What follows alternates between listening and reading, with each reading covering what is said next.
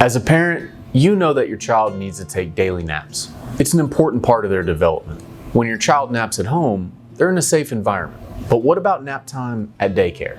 What safety standards are daycares required to follow to make sure kids are safe during nap time?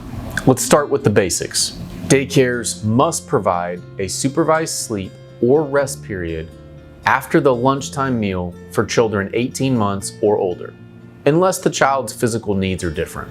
The naps are not to exceed 3 hours in length, and the caregivers are not allowed to force children to take a nap, whether that's by giving them unapproved medications like Benadryl, or physically forcing the child to lay down and sleep. If a child refuses to sleep, the minimum safety standards require that the daycare finds a different, quiet activity for the child to do.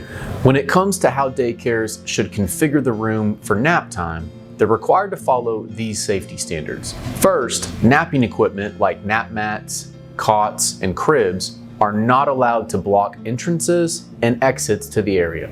Second, nap equipment should not be set up during other activities.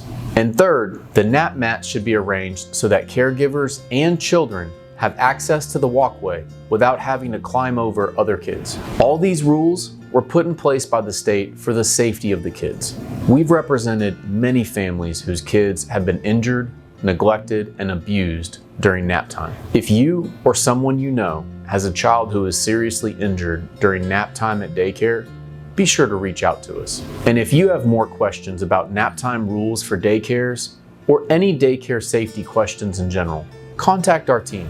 We're here as a resource to help parents after their child was seriously injured at daycare.